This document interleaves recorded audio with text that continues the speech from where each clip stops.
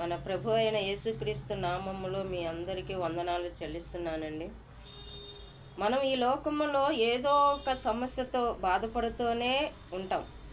ఆ బాధలో దేవుని కుమారుడు, ఆ మనిషి కుమారుడు భూలోకంలో సంచారము చేస్తుండగా 3.5 సంవత్సరములో ఆయన సువార్త ప్రకటిస్తూ మరి బయలుదేరి ఉన్నప్పుడు ఆ 3.5 సంవత్సరం లోపు మరి ఒక వ్యక్తి వచ్చాడు దేవుని సన్నిధికి. మరి ఎరుకో నుండి ఎరుకో అనే పట్టణము నుండి యేసు ప్రభు వారు తన శిష్యులతో కలిసి జన సమూహముతో కలిసి ఆయన ఎరుకో గుండా అలాగ వెళుతూ ఉండగా మరి ఒక వ్యక్తి, ఆయన గుడ్డి గుడ్డివాడు, మరి సహాయం చేసేవాళ్ళు ఎవరు లేరు. సహాయం చేయక మరి ఆ దారి గుండా ఎరుకో పట్టణం గుండా యేసుప్రభు వెళ్తున్నాడు విని ఆ దేవాది దేవుడు నా మీదైనా కనికరిస్తాడేమో అని, నా సమస్యకు ఒక విడుదల ఇస్తాడేమో అని అనుకొని మరి కేకలు వేశాడు. దావీదు కుమారుడా, నన్ను కరుణించువా అని కేకలు వేశాడు.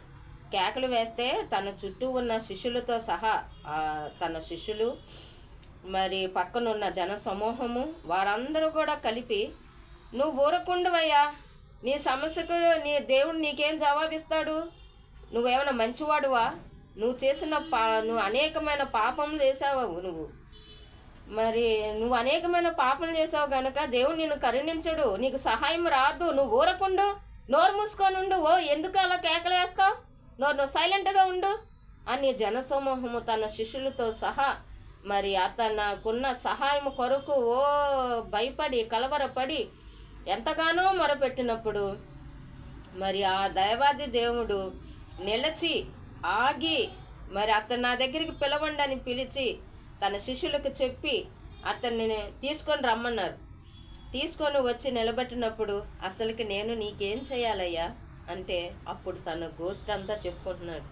దేవా, నువ్వు నాకు సహాయం చేయవా? నేను దృష్టి పొందుగోరుచున్నాను నాయన, నన్ను స్వస్థపరచవా నాయన అని అతను ఎంతగానో మరి ప్రార్థన అడిగి ఉండగా మరి దేవుడు మరి నువ్వు వెళ్ళుము, నీ విశ్వాసమే నిన్ను స్వస్థపరచను అని అతనికి ఏ సహాయం అయితే అతనికి కావాలో ఆ సహాయం ఇచ్చి అతన్ని సంతోషపరిచి తృప్తిపరిచి ఆదరించి పంపించాడండి. అటువంటి దేవుడు నా యేసయ్య.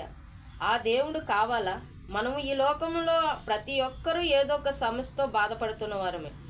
ఆ సమస్య తీరిందా ఇంకో సమస్యతో బాధపడుతున్న వారమే. మనం ఈ లోకంలో తుది శ్వాస వరకు ఏదో ఒక సమస్యతో బాధపడుతున్న వారమే మనం. కనుక మరి ఆ సమస్యలోంచి నీకు విడుదల కావాలంటే మన ప్రభు అయిన యేసుక్రీస్తు యొద్దకు వచ్చి, దేవా నన్ను కరుణింపవా, నాకు సహాయం చేయవా ప్రభువా అని నువ్వు కేకలు వేసినప్పుడు ఎవ్వరికి చెప్పక్కర్లా. అందరికీ చెప్తే అసహించుకుంటారు, హేళన చేస్తారు. మనకి సహాయం రాకు, మనకు సహాయం చేయకపోగా మళ్ళా మన అల్లరి చేస్తారు. ఆ జీవితం ఇటువంటిది అంటారా, ఆడికి సహాయం ఇలాగంటారా అలాగంటారా అని మరి అసహించుకుంటారు. మరి మనం చెప్పిన సమస్య అదే వాళ్ళకి చెప్పకుండా దేవుని యొద్దకు వెళ్ళి 4 గోడల మధ్యలో ఉన్న మన రూములోకి వెళ్ళి ఆ ఆకాశం అందున్న ఆ దేవునికి, దేవా నన్ను కరుణించువా అని మరి కేకలు వేసినప్పుడు ఆ గుడ్డి బత్తులో మరి మొరపెట్టిన ఆయనకు కావలసిన సహాయము దేవుడు ఇచ్చాడు కదా.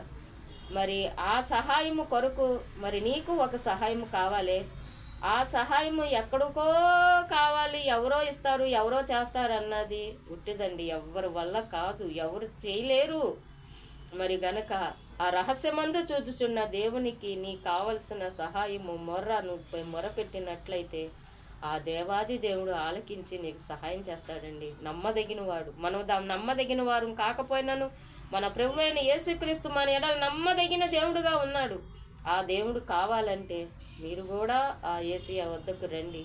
మరి ఎవరిని త్రోసివేసే దేవుడు కాదు, ఎవరిని దాటి వెళ్ళిపోయే దేవుడు కాదు.